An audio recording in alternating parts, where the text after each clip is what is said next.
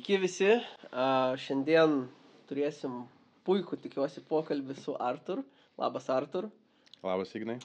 Jis yra ASAP Digital įkūrėjas. Gal ir papasakok mums tada apie ASAP Digital, kas jūs esat, ką darote.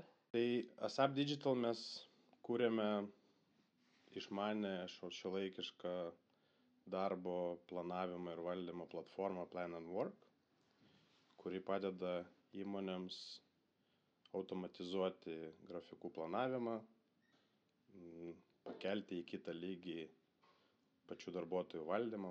Tai pagrindė yra šita veikla. Na ir papildomai konsultuojame verslus, kadangi turime sukaupę patirties nemažos, tai kartu ateiname kaip partneris, kuris ne tik tai įdiegia įrankius, bet ir padeda klientams augti, efektyvinti procesus ir siekti geresnių rezultatų. O iš kur kilo idėja įkurti ASAP Digital ir gal kažkokia problema buvo, kurią norėjai išspręsti, ar asmeninė patirtis tavo, tai iš kur visą tai kilo? Tai aš pats turėjau pakankamai nemažai patirties dirbant samdomą darbą, tai yra dirbau logistikos tarptautiniai įmoniai, kur buvau atsakingas vienu metu už daug žmonių valdymą, taip sakant, ir susidūriau pats asmeniškai su iššūkiais, kurie kyla prie neapibrieštų sąlygų, tai yra, kai yra ne visai nuspėjama ateitis, kai yra svyruojantis darbo krūviai, kai yra daug darbuotojų su skirtingais pageidavimais ir taip toliau, kurios labai sudėtingai arba kartais neįmanoma lengvai ir greitai suplanuoti, kur dar dirbant tam versle norėjusi sukurti kažkokį sprendimą arba surasti kažkokį sprendimą, kuris padėtų spręsti visus šitus dalykus. Ir taip gimė Plan and Work. Tai vat minėjai apie įmonės, kad naudoja pakankamai plačiai. Kaip jūsų sprendimai keičia klientų organizacijas ir galbūt kokį gali realų pavyzdį pateikti? Tai visų pirma, matyti vienas iš realių pavyzdžių, tai yra, kad be tokios platformos dažnai neapibrėžtose sąlygose yra sunku pakankamai vadovam prognozuoti, kas bus ateityje, kai nėra viskas stabilu ir žinoma.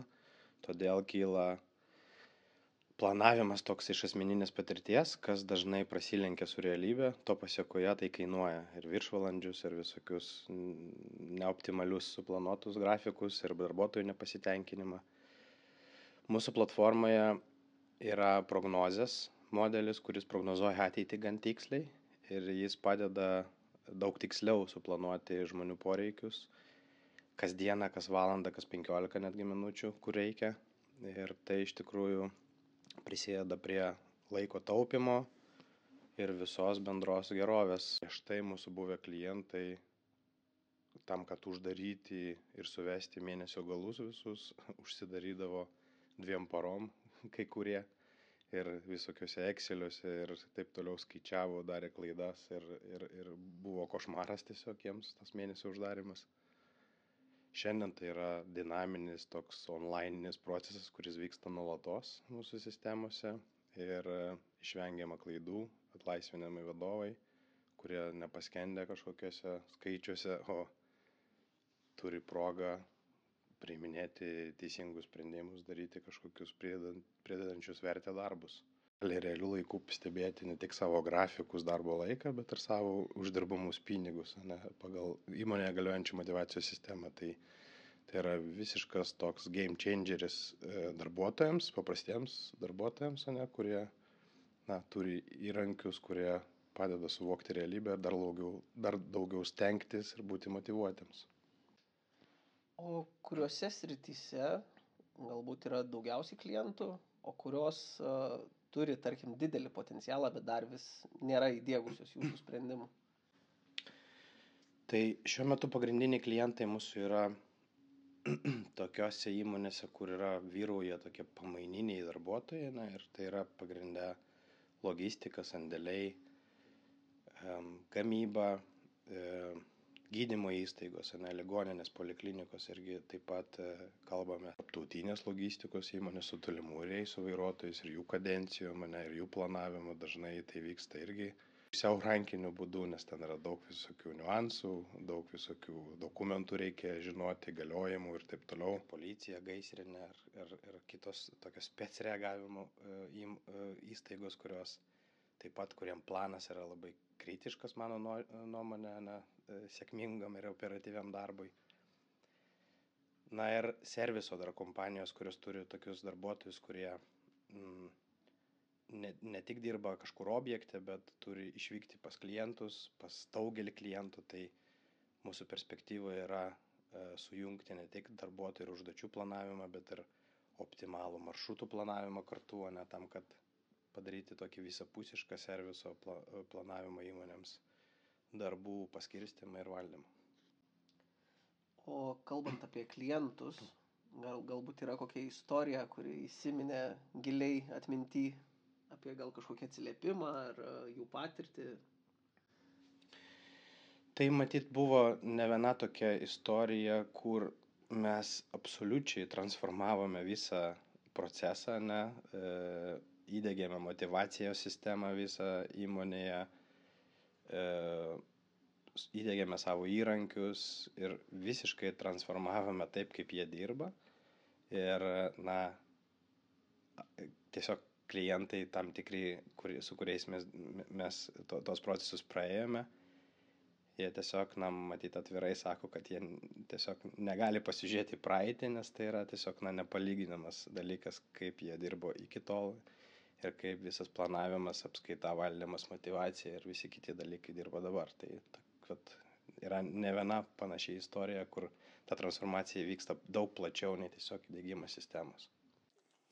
O kiek yra svarbu ilgalaikis ryšys su klientais, lyginant su vienkartiniais pardavimais? Tai mes esame SaaS, tai yra softas kaip paslauga, ir čia yra užkoduotas mūsų toks likimas, kad mes tik tai ilgalaikių bendradarbiavimų grindžiam savo partnerystės, visas, tai mums kažkokie vienkartiniai pardavimai visiškai nedomina arba mažai domina. Mums svarbu tapti partneriais su savo klientais, kurie perka ne produktą, o perka visą paketą kartu su mūsų žiniom ir mūsų kompetencija ir mūsų partnerystė, kur mes ir padedam jiem augti ir jiem padeda to pačiu augti. Tai to grindžiamas mūsų visas verslas ir todėl labai svarbu ir mes labai stengiamės kiekvienam savo klientui padaryti taip, kad jisai jaustųsi tikrai niekada nepamirštas ir visą laiką turintis pakankamai dėmesio ir stengiame žengti visą laiką ekstra žingsnį kažkokį tam, kad klientai būtų visą laiką patenkinti. Dabar pakalbėkim šiek tiek apie tą kelionę, apie augimą įmonės. Kokios vertingiausios pamokos yra, ką teko patirti visos kelionės metu? Tai matyt, viena iš vertingiausių pamokų yra pardavimai, nes prieš tai turbūt neteko su pardavimais labai daug dirbti, bet per visą šitą 3 su kažkiek metų kelionę teko įsijungti į pardavimus, tuo pačiu ir vystyti produktą, ir idėjas naujas galvoti, ir su klientais bendrauti, ir programuotojus valdyti, ir daug dalykų kartu, bet pardavimai man buvo toks dalykas, kuris kaip ir naujas iššūkis. Ir ką aš išmokau iš to, kad matyti dažnu atveju paslaugų srityje klientas perka ne produktą, o perka tą žmogų arba to žmonės, kas yra už produkto, kurie stovi už produkto. Ir labai svarbu tokiu atveju būti ekspertu tą, kad tu parduodi. Ne tiesiog sukurti produktą ir jį pardavinėti, bet nežinoti, kas realiam gyvenime vyksta, kas dažnai nutinka, bet labai svarbu, kad tu būtum praėjęs tą problematiką, kurią sprendžia tavo produktą asmeniškai, tada tu įtikinsi belę kokį klientą, kad tu žinai, ką tu darai ir tu žinai, kaip tas problemas spręsti. Tai matyt viena iš tokių dalykų, kas buvo kaip pamoka. O dar viena pamoka matyt buvo tai, kad, kaip sako, čia tradiciškai skupas moka 2 kartus, tai teko patirti tokių dalykų, kai pasamdai tos pačius programuotojus už pigesnę kainą ir tikėsi, kad jie padarys viską greitai ir kokybiškai, tačiau prarandi laiką, užstringi ir galų gale perdarai ir tas man davė tokią pamoką, kad labai reikia nepulti imti pigiausių produktų ir tą patį ir sakau ir mūsų klientams, kad jeigu pigiausias produktas, tai jisai nebūtinai yra pats geriausias. Tai čia irgi tokia viena iš pamokų apie šiuo atveju samdomus programuotojus ir ypatingai iš trečių šalių. Tai jeigu galėtum atsukti laiką atgal, kokį vieną sprendimą pakeistum, tai programuotojus akiliau samdytum, ar ieškotum kurso kokį pabaigti apie pardavimus, ar galbūt dar kažkas tai? Matyt, aš manau, kad laiko atsukti nereikia, nes viskas, kas vyko, davė tikrai kiekvienas dalykas savo pamokų, tam, kad būtum dar stipresnis ir dar geresnis skirtingose klausimuose srityse. Galbūt, ką aš dabar stengiuosi, dar sunkiai išeina, bet jeigu atgal laiką atsukčiau, tai aš toks labai esu toks preciziškas ir, galima sakyti, iš produkto pusės maksimalistas, norintis tobulo varianto prieš jį parduodant. Ir tai dažnai kainuoja laiko ir pinigų ir visa kita. Tai aš manau, kad man tai irgi per tos metus buvo patirtis, kad reikia nesistengti ten išbaigtumo 100% turėti, reikia turėti gerą tokį MVP ir greičiau eiti tikrinti ir greičiau eiti pardavinėti. Ir tai yra verslas, o ne laižymas produkto iki begalybės su to tikslu, kad kažkada jis bus tobulas ir jo visi norės. Tai per tiek laiko turbūt atsiras ir kitų konkurentų ir taps nebeaktualus tas produktas. Tai labai svarbus greitis, o ne tokia nepriekaištinga kokybė. Tai šitas irgi tokia man pamoka ateičiai, nes su tuo buvo prarasta nemažai laiko. Tai to kalbant apie laiką ir apie augimą, gal gali trumpai papasakoti tą kelionę nuo pradžios ir iki šiandienos. Kaip viskas keitėsi? Tai mes pradėjome su savo partnerė tiesiog turėdami tokį žalią visiškai produktą ir prototipus, kuriuos braižėme Excel'yje. Turėjome viziją, tikėjome to produktu ir tikėjome savo žiniomis. Tai buvome dviese, kurie tiesiog pusiau patys kažką darėm, kažką samdydavom laikinai, ir buvo toks, kas mums padėjo, tai buvo toks, buvo įmonė, kuri leidosi su visais eksperimentais ir buvo kaip ir toks praktinis use cases, kad viską vystyti, tai tikrai davė didelę naudą. Bet palaipsniui mes pradėjome gauti arba rasti skirtingų klientų, ir dabar turime ne vieną, ne du ir ne 3 žinomus pavadinimus, su 100 darbuotojų, kurie turi. Ir esame dabar komanda, kuri iki 10 darbuotojų, jie yra tokie, kaip sakyti, visi tarptautiniai. Turime programuotojų iš Lietuvos, iš Indijos turime, iš Bosnijos turime, iš Ukrainos turime. Tai tokie, kurie yra savų sričių specialistai ir labiau tokia online'inė komanda, Bet, iki šiol aš skaitau, kad tai yra mūsų pradžia vis dar, nes vis dar, kaip pasakyti, yra reikalų pakrapštyti galvą, kaip čia išgyventi iš viso cash flow ir kaip turėti ir iš ko pragyventi pačiam, tai šitam visam versle, tai kažkaip taip mes pajudėjome per 3 metus maždaug, kur turime produktą, turime jau komandą nusistovėjusi ir turime perspektyvas ir jau klientų bazę kažkokią pradinę. Tai atrodo, kad viskas eina taip, kaip turi eiti, bet norėtųsi, aišku, kad viskas vyktų greičiau. Tai čia toks, matyt, kiekvienos founderio arba kiekvieno to, kas pradeda verslą, toks noras, kad viskas vyktų greitai. jau girdėjome iš tavęs porą patarimų dėl darbuotojų samdymo, dėl produkto vystymo, bet galbūt turi dar kokių patarimų žmonėms, kurie galvoja apie savo startuolį įkūrimą, tai gal gali pasidalinti dar keliais patarimais jiems. Tai manau, vienas iš tokių dalykų, kas asmeniškai man nutiko, tai jeigu tas, kas galvoja apie startuolį, galvoja, kad aš čia įkursiu startuolį ir būsiu iškart sėkmingas ir turtingas, tai tikrai taip nebus. Nebent labai čia kažkoks stebuklingas tas startuolis, bet reikia pasiruošti suveršti kišenes, reikia pasiruošti dvigubai sunkiau dirbti už trigubai mažesnį algą, taip sakant, jeigu tu išeini iš kažkokio jau solidaus darbo samdomo.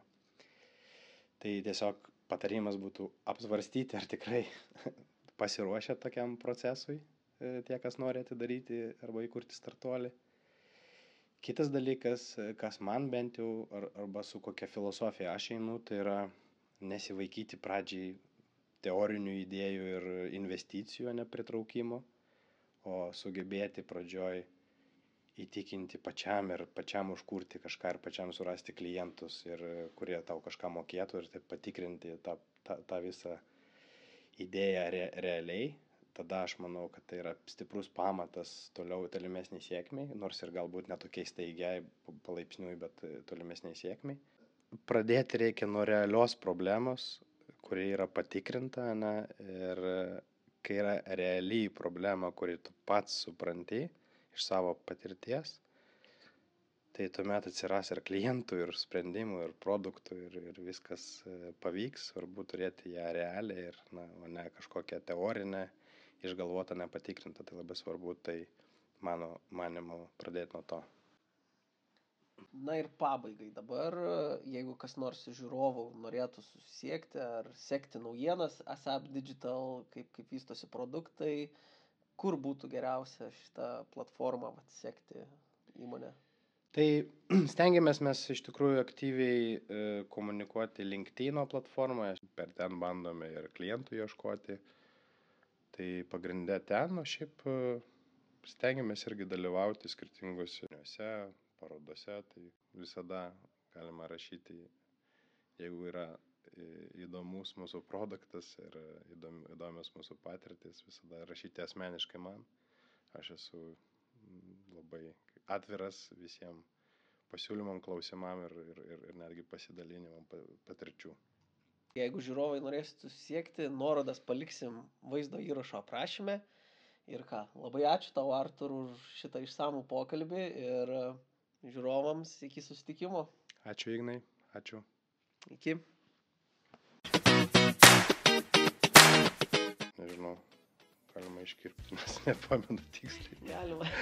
Aš manau, kad bus galima. Tai jeigu kažką... Nu va.